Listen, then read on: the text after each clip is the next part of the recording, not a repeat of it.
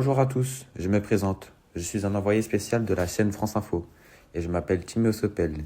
Et aujourd'hui, je vais vous parler d'un sujet qui est crucial pour l'avenir dans nos pays d'Europe.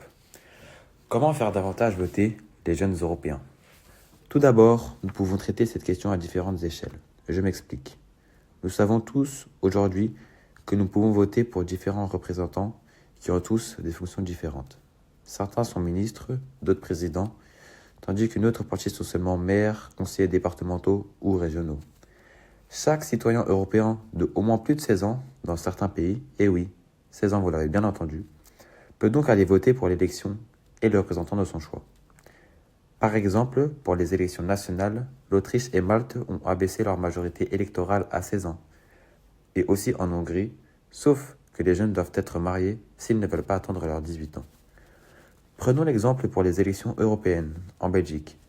Le Parlement a aussi adopté une loi abaissant le droit de vote à 16 ans. Pour les élections locales, la plupart des pays européens ont une majorité électorale de 18 ans. Maintenant, parlons du fait que les jeunes européens ont tendance à un peu négliger le vote. Le pourcentage peut varier d'un pays à l'autre, ou d'une élection à une autre. Mais nous savons que les 18-24 ans votent beaucoup moins que les générations plus âgées.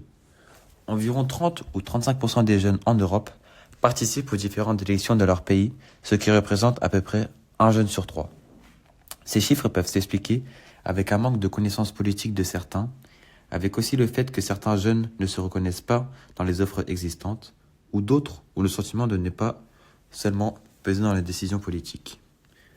Pour remédier à cela, plusieurs stratégies peuvent être mises en place pour encourager nos jeunes.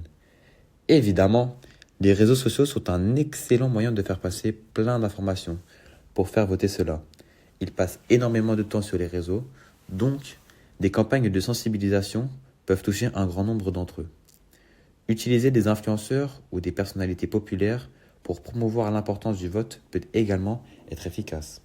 Nous avons d'ailleurs eu l'exemple en France avec les législatives où beaucoup de footballeurs, de chanteurs et d'influenceurs ont appelé nos jeunes à aller voter, car la situation était grave.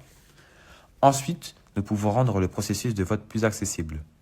Cela peut inclure les options de vote en ligne, des bureaux de vote dans les lieux fréquentés et même des horaires flexibles pour s'adapter à leurs emplois du temps.